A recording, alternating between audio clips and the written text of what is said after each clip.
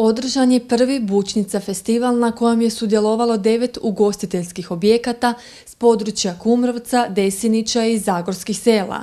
Najbolju bučnicu pripremio je domaćin, seosko domaćinstvo Grešna Gorica. Naša stara tradicija je da se delaju bučnice u našem kraju, a to su specijalne bučnice. Tu je još Veronika Desinička od naše legende radila bučnice, koja je imala svoje sastojke, davala Fridrihu i ta je legenda i ljubav još i danas traje.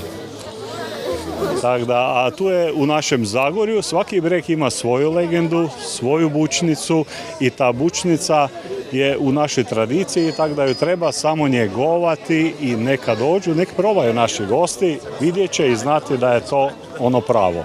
Bučnica festival su podržali župan Željko Kolar i predstavnica turističke zajednice Krapinsko-zagorske županije Ksenija Tomić, koji su osim natjecateljskih bučnica pohvalili i bogat popratni program, u kojem je među ostalim predstavljena priprema bučnice, izložba ostalih jela od buče, ponuda licitara, domaćeg sira i suhomesnatih proizvoda, prezentacija starih zanata i vožnja konjskom zapregom. Ona stara zagorska popevka govori bučnice i štrukli trbuhi budu pukli. Mi smo puno napravili na štruklima, na zaštiti, na prezentaciji, radimo tu manifestaciju štruklijadu.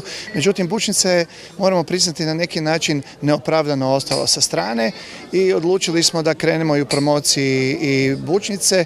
Mislim da je ona interesantna našim gostima koji dolaze u posjetu Krapinsko-zagorskoj županiji i mi ćemo u sljedećem razdoblju osim štruklih i babičinih kolača manifestacije proraditi više i na ovoj manifestaciji. U planu je da se Bučnica festival održava svake godine kod drugog ugostitelja, ali na području Kumrovca, Desinića i Zagorskih sela.